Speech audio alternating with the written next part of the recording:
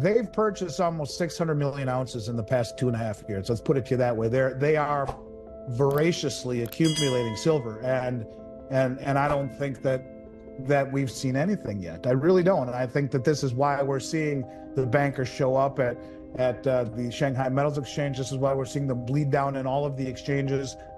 And I think there is a rush on for gold and silver. I think gold and silver have become, and commodities in general, have become more valuable than currency. And I think that's what this is. This is the Zoltan Pozsar,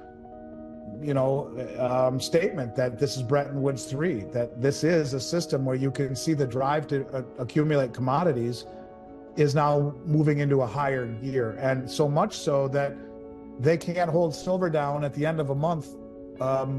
They can't bring it down below 30. So I'm not saying that it couldn't happen tomorrow, but what I am saying, it just seems that the whole system is playing under a new set of rules.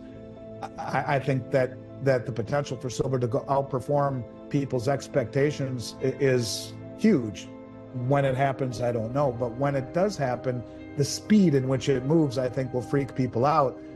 Those people that have been lulled to sleep over its lack of movement and its counterintuitive movement, largely because of suppression. It's no different than suppressing interest rates and looking at all the distortions in asset prices.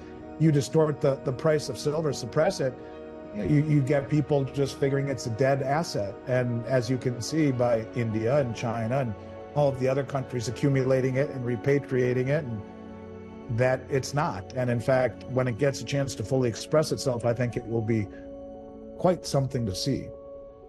Well, that's logical, and this is all about, I think, the trend that we are seeing: inflation, sanctioning, confiscation, lack of trust, and I think we're moving out of a environment of promises and opaque debt instruments into one of transparency and tangibility and commodities in your possession.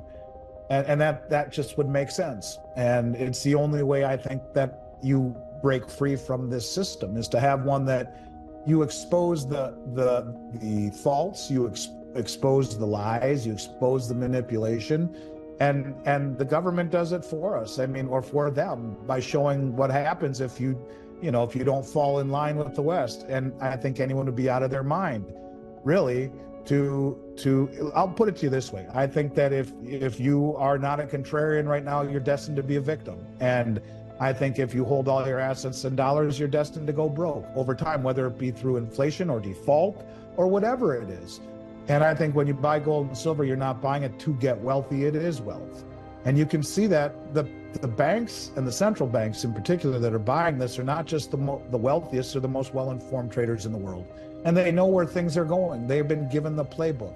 If you think that it's coincidence that in 2017, 18, and 19, all the banks that I mentioned, the Dutch National Bank, the Bank of Germany, the Bundesbank, Austria, Hungary, Turkey, all those banks as a group, after repatriating their gold from the New York Fed in 2018, bought more gold as a group than they did in the 60 years previously combined, and almost doubled it in 2019.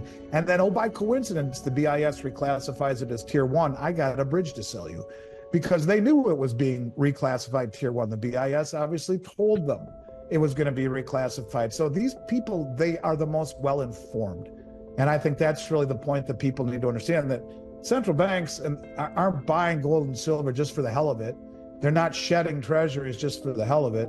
I think that they look at this as a new system that will be all about transparency and about things that they can hold in their hands, because we have, I think, in many respects, squandered the trust of the world. And that's not something you get back maybe ever, at least until you have some form of immutability and transparency. And that's where commodities and blockchain come into play. Don't know how it all works out, but I think that's where we are heading. And, I listened to a very interesting interview with Jim Rickards, and he said something very interesting. He was talking about the BRICS common settlement currency. And he's like, they haven't issued it yet, not because of really any other reason, but mass adoption, where you have a large enough swath. Well, you got 10 countries there now, and then another 36 that have formally applied, 20 plus that have informally. Because he was saying, look, Russia's accumulated a lot of rupee trading with India, but other countries may not want rupees. But if you have a common settlement currency, you can trade with all of the countries and for all of their goods or services in a common settlement currency. You're not just having to take the local currencies. Until it's done, the empirical evidence would say that that is what they are doing, taking the local currencies and then settling any excess in gold or commodities. And so I think we are getting to a point, and maybe October we see it, where they indeed do issue a common settlement currency. What's gold's role in it? Don't know. He seems to think gold will be pegged to it to some degree, won't be convertible. I've said that forever. He said that it would be maybe 20, 30, 40% backing, which I agree. And if you peg it using distributed ledger technology, 20 or 30 or 40% of whatever new currency unit, every new brick, and show the immutability of it, that it can't be inflated away like Trump wants to do by devaluing the dollar, then you inspire confidence. And what they are doing, look, for people not to give this real credibility is a mistake. You're talking larger swath of human population, larger swath of global GDP, 2 or 3 of the largest nuclear arsenals on the planet, the majority of all the energy production, the rare earth minerals, all of this stuff, they have a larger swath than we do. And you add more and more and more countries, throw in the Belt Road Initiative and the Eurasian Economic Union and the Shanghai Cooperation Organization, you're talking 8 or 9 out of every 10 people on the planet.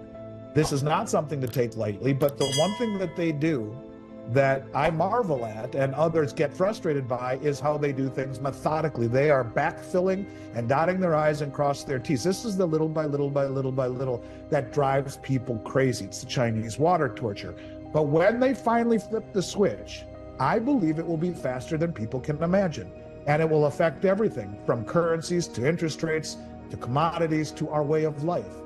This is the whole mission that I have kind of stood in front of or behind, whichever way you want to look at it, for a long time now. I'm trying my hardest just to open people's eyes. I don't know how it all plays out, but when you see all of these things happening, and it's easy to see it in accumulation of gold and silver, because I believe it will be the cornerstone of any new system, primarily gold. I think you can see it's happening, and I think it's accelerating. So I guess only time will tell, but we're not that far off from the October meeting, where I think a lot of things will become more clear. But don't be frustrated by the way they do things.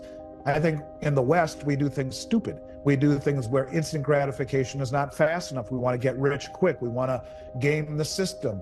They're doing things realizing this is their one shot. And if they're going to do it, they better be ready to do it in every way. And I think that's what they're doing. And I guess we'll see, but that's the way it appears to me. So all of these things that we talk about each week, as mundane as they seem, you put them all together. Yeah, you put them all together, and it's a much, much bigger deal, Chris. And I do believe that, man. I think it's going to be a crazy several weeks and months leading up to the October meeting and to the election in November. God willing, we get there.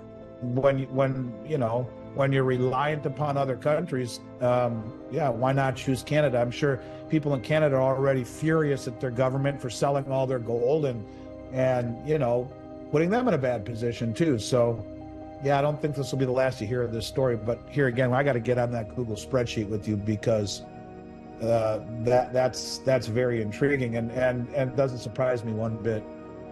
In terms of silver, yeah, we have the silver Britannias at $3.15 over the price of silver over per ounce. And we also have extra fine $10 Liberties, which I love. And they're only $49 over their melt value, way under the price of a half-ounce gold eagle. It's as inexpensive as I've sold them for maybe ever in my career. I love them. And then if people want some platinum, we have 10th ounce platinum Britannias at $59 over melt value on the 1/10 ounce platinum Britannia. So, look, as I've been saying on your show now since December, with the exception of Silver Eagles, everything's on sale. Silver Eagles continue to inch higher and higher, but just about everything else, including 90% junk silver and all the other sovereign mints, seem to be ridiculously cheap to me compared to where they were the last 3 years. So, but in particular, the one silver special we have currently is the Silver Britannia 315 Overspot.